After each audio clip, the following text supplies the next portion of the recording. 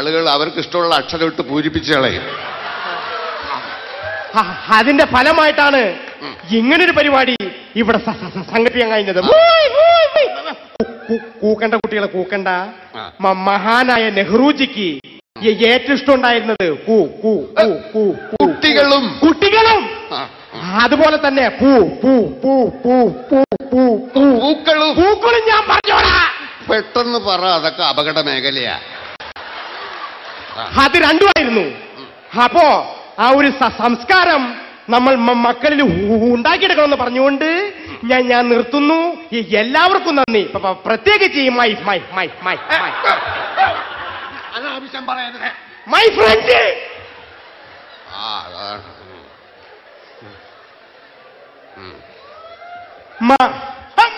My friend സുഹൃത്ത് ഞാൻ പ്രഭാകരനും എല്ലാവിധ നന്ദിയും പറഞ്ഞുകൊണ്ട് ഞാൻ നിർത്തുന്നു.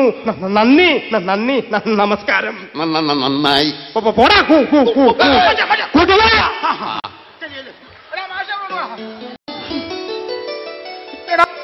ഒരു സ്വാതന്ത്ര്യ സമര സേനാനികളാണ് ഇങ്ങനെയൊക്കെ സംസാരിക്കുന്നത്.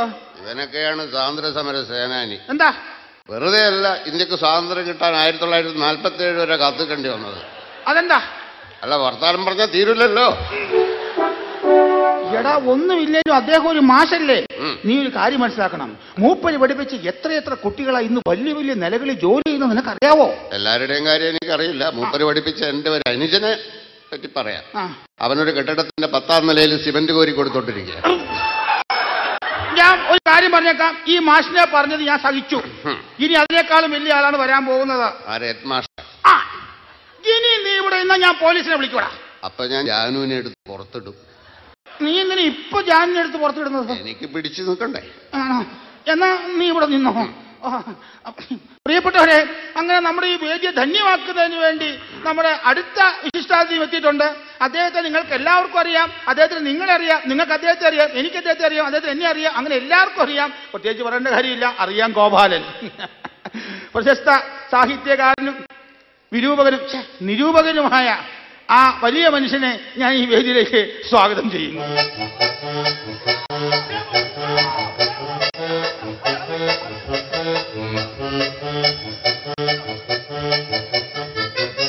ബ്രേക്ക് പോയതാന്ന് തോന്നുന്നു. എന്ത് വൈക്കോല് വണ്ടിയാ? എന്താ ഇവിടെ പരിപാടി? ഇവിടെ ഗാന്ധിജിയുടെ ആരെവിടുത്തെ പ്രസിഡന്റ് ആരാ? അറിയാമെങ്കിൽ പിന്നെ പറഞ്ഞൂടെ, പിന്നെ ചോദിക്കുന്നു. എനിക്കറിയാം. നിങ്ങൾക്കറിയാമെന്ന് എനിക്കറിയില്ലല്ലോ. ഞങ്ങൾക്കറിയാം. സ്വാമി, സാറേ, ചേട്ടാ അറിയാം. അപ്പൊ നമ്മുടെ ഗാന്ധിയുടെ അല്ലേ, നമ്മുടെ ഗാന്ധി നിർമ്മിച്ച ഈ പ്രതിമ, ഗാന്ധിജി നിർമ്മിച്ച പ്രതിമയല്ല, ഇത് ഗാന്ധിജിയുടെ പ്രതിമയാണ്. ഗാന്ധിയെ കുറിച്ച് പറയുമ്പോ എന്റെ മനസ്സിലേക്ക് ആദ്യമായിട്ട് ഓടി വരുന്നത് ബഹുമാനപ്പെട്ട ശ്രീമാൻ ഇന്ത്യയെ കുറിച്ചാണ്. എന്താണ് ഇന്ത്യ? വിദ്യ ഹിമാചല യമുന ഗംഗ ഉച്ചല ചലച്ചിത്ര രംഗം എന്ന് പാടിയ സുഭാഷ് ചന്ദ്ര ബോസിന്റെ ഇന്ത്യ. ആ ഇന്ത്യയെ കുറിച്ച് മനസ്സിലാക്കണമെങ്കിൽ സെൻസ് ഉണ്ടാവണം, സെൻസിബിലിറ്റി ഉണ്ടാവണം, സ്റ്റെപ്പ് അപ്പ് ഉണ്ടാവണം, സ്റ്റെബിലൈസർ ഉണ്ടാവണം, സോഡ ഉണ്ടാവണം, ഗ്ലാസ് ഉണ്ടാവണം, അച്ചാറുണ്ടാവണം. ഇതൊന്നുമില്ലെങ്കിൽ തലക്കിത്തിരി പ്രാന്ത് വേണം. ഇതുപോലെ നിന്നോ. ഞാൻ പറഞ്ഞു വരുന്നത് ഇതാണ് ഇന്ത്യയുടെ അവസ്ഥ കേട്ടോ. ഇന്ത്യയെ കുറിച്ച് 2 വാക്ക് ഞാൻ പറയാം. അതായത് ഭാരതാരിഷ്ടം ദുർക്കണം കേരള രാഷ്ട്രീയത്തിൽ 2 അക്ഷരം കുറഞ്ഞിടില്ല, അത് മന്ത്രിയായിടും എന്നാണ്. എനിക്ക് മനസ്സിലായി. ആണോ? വേറെ ഇതെല്ലാം മനസ്സിലായി. പക്ഷെ സാധാരണക്കാരായിട്ടുള്ള പല ആളുകൾക്കൊന്നും മനസ്സിലായിട്ടില്ല. ഞാൻ പച്ച മലയാളത്തിൽ ഒന്ന് പറഞ്ഞുതരാം. അതായത് ഭാരതത്തിന്റെ ദുർഘടങ്ങളിൽ ആന്തോളനം ചെയ്യുന്ന ഘടികാര സൂചകത്തിന്റെ ആന്തോളന ഭാവ സ്ഫുരിതമല്ലേ ഇന്നത്തെ കേരളത്തിന്റെ അവസ്ഥ? ഇത്രയും ഞാൻ വിചാരിച്ചില്ല. എന്റെ വിവരത്തെ കുറിച്ചായിരിക്കും. അല്ല, പ്രാന്ത് ഇത്രയും മൂത്തിട്ടുണ്ടെന്ന് ഇതാരത്? ആരാ ഇത്? വേലായുധൻ എന്ന് പറഞ്ഞാൽ നമ്മുടെ ഇവിടെ നാട്ടുകാരനാ. Full time വെള്ളവാ. അതാ ഈ വിവരദോഷം വിളിച്ച് പറയുന്നത്. ഇദ്ദേഹത്തിന്റെ പേര് വേലായുധനാണോ? കുഴപ്പമായോ? ദൈവമേ, ഇദ്ദേഹത്തെ എനിക്കറിയാലോ. പിന്നെ ഇദ്ദേഹത്തെയാണോ നിങ്ങളിപ്പോ ഈ വിവരദോഷി എന്ന് വിളിച്ചത്? എല്ലാരും അങ്ങനെ വിളിക്കുന്നത്. കഷ്ടം കേട്ടോ, കഷ്ടം. അതെ, കേൾക്കണം. ഞാൻ ഈ കഴിഞ്ഞ ദിവസം റോഡിലൂടെ നടന്നു വരുമ്പോ ഒരു ചുമരിൽ നിറച്ച് ഷക്കീല ചിത്രങ്ങളുടെ അശ്ലീല പോസ്റ്ററുകൾ വലിച്ചൊട്ടിച്ചിരിക്കുക. സംസ്കാര സമ്പന്നനായ നമ്മുടെ വേലായുധൻ ചെയ്തത് എന്താണെന്നറിയോ? എന്താ? എല്ലാ പോസ്റ്ററുകളും വലിക്കേറി ചീന്തിക്കളയായിരുന്നു. ആ ഒരു നിമിഷം തന്നെ ഇദ്ദേഹത്തോടെ എനിക്ക് വല്ലാത്തൊരു ബഹുമാനം, ആരാധന തോന്നി. എനിക്ക് അപ്പോൾ ചോദിക്കാൻ കഴിഞ്ഞില്ല, ഞാൻ ഒരു നിമിഷം അതിനെ ഉപയോഗിക്കുക. കേട്ടോ ഇതാ ഇത്രയും രോഷം കൊണ്ട് ആ പോസ്റ്ററുകൾ ഇങ്ങനെ വലിച്ചു കീറാനുള്ള ആ ഒരു ഛേദവികാരം എന്തായിരുന്നു? അത് വേറെ ഒന്നുമല്ല, പോസ്റ്റർ കണ്ടപ്പോ തോന്നിയ വികാരത്തിന്റെ നല്ലൊന്നും പോലും പടം കണ്ടപ്പോ ഉണ്ടായില്ല. ആ ദേഷ്യത്തിൽ വലിച്ചു കീറിയതാ. കറക്റ്റാ ഞാൻ കണ്ടിരുന്നു, പടം ഞാൻ കണ്ടിരുന്നു. അപ്പോ ഞാൻ അധികം സംസാരിച്ച് ഞാൻ സമയം കളയുന്നില്ല. ഇപ്പോഴത്തെ സാമ്പത്തിക മാന്ദ്യത്തെ കുറിച്ച് ഞാനിപ്പോൾ ഇന്ത്യയുടെ അവസ്ഥ, ഈ ഒരു അവസ്ഥ ഞാൻ ചോദിക്കട്ടെ, ഇത് മാറണ്ടേ? കറക്റ്റ്. വരുമ്പോ തന്നെ എനിക്ക് പറയണമെന്ന് തോന്നിയതാ, സാർ ഈ ജുബ്ബ മാറണം. അല്ല, ഞാൻ ഇന്ത്യയുടെ മാറ്റത്തെ കുറിച്ചാണ് പറഞ്ഞത്. ഞങ്ങൾ ഈ ജുബ്ബയുടെ മാറ്റത്തെ കുറിച്ചാണ് പറഞ്ഞത്. ആയിക്കോട്ടെ, എന്റെ ഒരു അവസ്ഥ അറിയാത്തത് കൊണ്ടാ ഞാൻ പിന്നെ എണ്ണ സോപ്പ് പിന്നെ ഞാൻ തന്നെ കുളിക്കാൻ നിൽക്കട്ടെ. വേണ്ട, ഒരു നാടിന്റെ ആവശ്യം നിലയ്ക്ക് ഞങ്ങൾ കുളിപ്പിച്ചു തരാം. ആയിക്കോട്ടെ. അതായത് ഇപ്പോഴത്തെ സാമ്പത്തിക മാന്ദ്യത്തെ കുറിച്ച് ഒരു 2 വാക്ക് ഇന്ത്യയെ കുറിച്ച് പറഞ്ഞുതരാം. അതായത് അത്രയല്ല എത്രയും ദൂരം വന്നേ. അതായത് നമ്മുടെ ഭാരതം രക്ഷപ്പെടണം, ഇന്നത്തെ സാമ്പത്തിക മാന്ദ്യത്തിൽ നിന്ന് ഭാരതം രക്ഷപ്പെടണമെങ്കിൽ ഭാരതത്തിൽ നിർമ്മിക്കുന്ന സാധനങ്ങൾ ഇന്ത്യയിലേക്ക് കയറ്റുമതി ചെയ്യണം. ഇന്ത്യയിൽ നിർമ്മിക്കുന്ന സാധനങ്ങൾ ഭാരതത്തിലേക്ക് ഇറക്കുമതി ചെയ്യണം. അങ്ങനെ ഇന്ത്യയും ഭാരതവും തമ്മിൽ ഒരു ബന്ധം നമുക്ക് സ്ഥാപിച്ചാലേ നമുക്ക് നിലനിൽക്കാൻ പറ്റുള്ളൂ. അങ്ങനെ ഒരു കയറ്റുമതി ഇറക്കുമതി. ഇനി ഒരു അക്ഷരം മിണ്ടിയാലുണ്ടല്ല. അറിയാം. എന്തറിയാ? നിങ്ങൾ എന്നെ കൊല്ലും.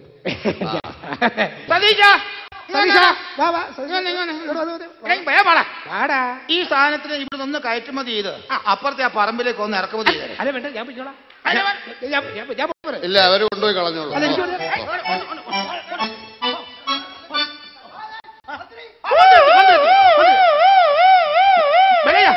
മന്ത്രി, നീ പെട്ടെന്ന് പോയിട്ട് മാലയൊക്കെ താലപ്പൊലിക്കുള്ള പിള്ളേരൊക്കെ റെഡിയല്ലേ? പാട്ട് തെറ്റിയാ റെഡിയാണോ? എടാ മന്ത്രി എത്തിയടാ, റെഡിയാണോ? ഇത് റീത്തല്ലടാ പോത്തെ. മാല കിട്ടിയില്ല. മാല കിട്ടാതെ ഇതെങ്ങനെയാടാ മന്ത്രി അണിയിക്കുന്നതാ? മാല മന്ത്രിക്ക് അണിയിക്കുന്നത് ആരാ? മാലയോ? ആന. അപ്പൊ കുഴപ്പമില്ല. കേരളത്തിൽ ഇപ്പോഴത്തെ ആനയുടെ അവസ്ഥ വെച്ച് നോക്കുമ്പോ മാലയൊക്കെ നല്ലത് റീത്താ. റീത്ത് മതി, റീത്ത് മതിയടാ. പ്രിയപ്പെട്ടവരെ, നമ്മുടെ ബഹുമാനപ്പെട്ട മന്ത്രി എത്തിച്ചേർന്നിട്ടുണ്ട്.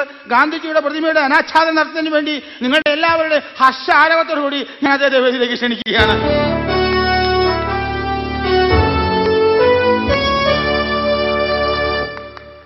പ്രിയപ്പെട്ട നാട്ടുകാരെ, വൈകിയെത്തിയതിന് ക്ഷമിക്കണം. നവയാചന യാത്രയുടെ തിരക്കിലായിരുന്നു. നിങ്ങൾക്കറിയാം, ഇവിടെയുള്ള ചില പാർട്ടികൾ കേരളത്തിൽ അങ്ങോളം ഇങ്ങോളം നവസംഭാവന യാത്ര, പുതു കാൽവാരൽ യാത്ര മുതലായ യാത്രകൾ നടത്തുന്നുണ്ടെങ്കിലും എന്തിനു വേണ്ടിയിട്ടാണ് ഇത്രയും യാത്രകൾ നിങ്ങൾ നടത്തുന്നത്? ജനങ്ങളെ രക്ഷിക്കാൻ.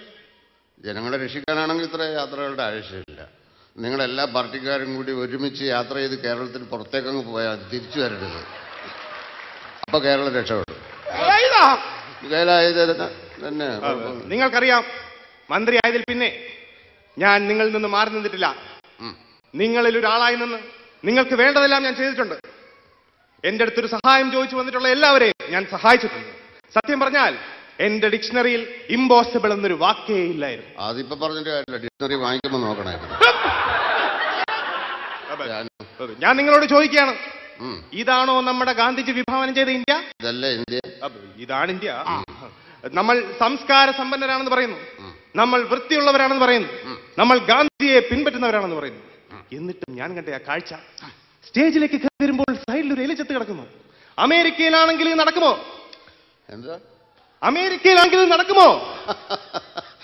അമേരിക്കയിലും ലോകത്ത് എവിടെയായാലും ചത്തയില് നടക്കൂലല്ലോ.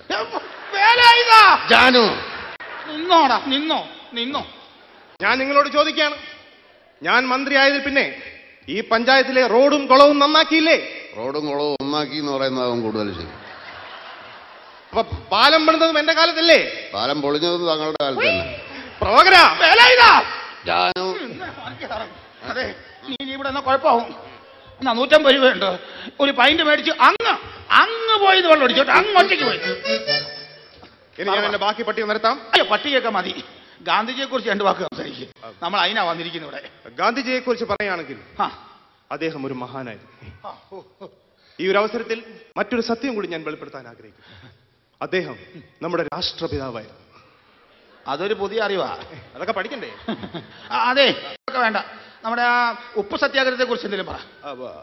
ഉപ്പ് സത്യാഗ്രഹം എന്താണെന്ന് ഞാൻ പറയാതെ തന്നെ നിങ്ങൾക്കറിയാമല്ലോ. അതറിയാം. അതുകൊണ്ട് തന്നെ അതേക്കുറിച്ചൊന്നും ഞാൻ പറയുന്നില്ല. അല്ല, അപ്പൊ ദണ്ഡി യാത്രയെ കുറിച്ച് 2 വാക്ക്. ദണ്ഡി യാത്രയെ കുറിച്ചും നിങ്ങൾക്കറിയാം. അല്ല, അത് കുറച്ച് പേർക്കല്ലേ അറിയാവുന്നുള്ളൂ. അതേതായാലും നന്നായി. അറിയാവുന്ന കുറച്ച് പേർ അറിയാത്തവരോട് പറഞ്ഞു കൊടുക്കട്ടെ. പറഞ്ഞില്ല. ഇനി പൊന്നാടയാർത്തിലാണ്. പ്രിയപ്പെട്ടവരെ, ബഹുമാനപ്പെട്ട മന്ത്രിയെ പൊന്നാടയാർത്തുന്നതിന് വേണ്ടിയിട്ട് ഈ പഞ്ചായത്തിലെ 316 പേരാണ് മുന്നോട്ട് വന്നത്.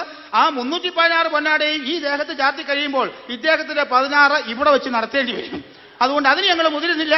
ആ പൊന്നാടയെല്ലാം കൂടെ തയ്ച്ച് ഒന്നാക്കി ഒരു വല്ലാത്ത പൊന്നാടയാക്കി ഈ വേദിയിലേക്ക് കൊണ്ടുവരികയാണ്. സതീശ, പൊന്നാട കൊണ്ടുപോടാ.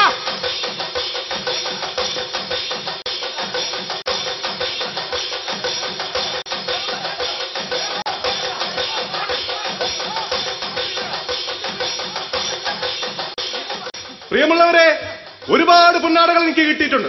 ഇതാദ്യമായിട്ടാണ് ഞാൻ പൊന്നാട എന്നെഴുതിയ പൊന്നാട എനിക്ക് കിട്ടുന്നത്. നന്ദി പറയാൻ എനിക്ക് വാക്കുകൾ കിട്ടുന്നില്ല. അതുകൊണ്ട് താങ്ക് യു. പ്രിയപ്പെട്ടവരെ, അങ്ങനെ പൊന്നാട ജാഥ കർമ്മം ഇവിടെ അവസാനിച്ചിരിക്കുകയാണ്. ഇനി നമ്മുടെ മഹാത്മജിയുടെ പ്രതിമ അനാച്ഛാദനം ചെയ്യുന്നതിന് വേണ്ടി നമ്മുടെ ബഹുമാനപ്പെട്ട മന്ത്രിയെ നിങ്ങളുടെ എല്ലാവരുടെയും അനുഗ്രഹത്തോടും ആശീർവാദത്തോടും കൂടി ഞാൻ ക്ഷണിക്കുകയാണ്.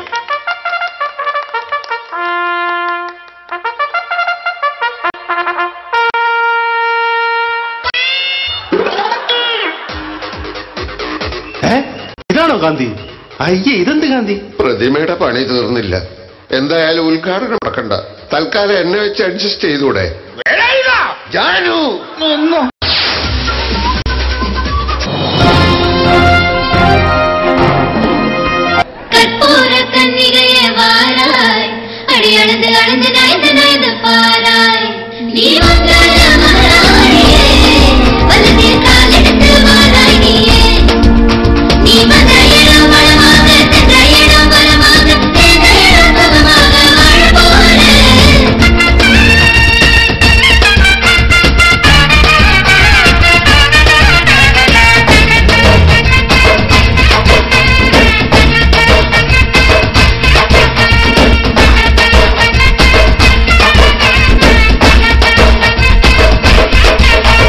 மதுரைக்கு போகாதடி, அங்க மல்லிப்பூ கண்ண வைக்கும்.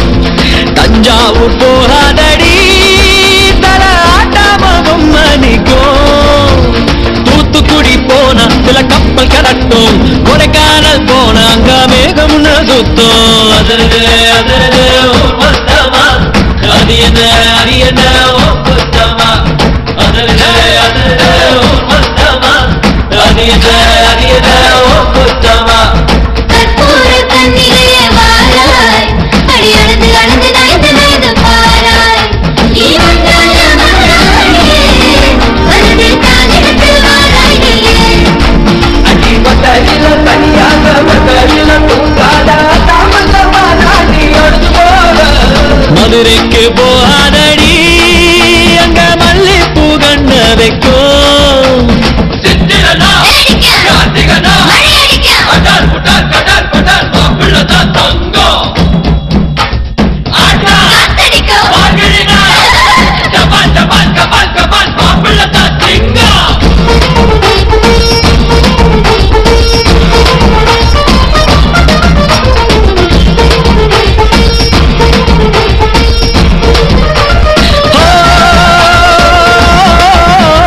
மருதாணி தோட்டத்துக்கே அட மருதாணி யாரு வச்சா ஹோ தேரா தேரா. இவ பாரா பாரா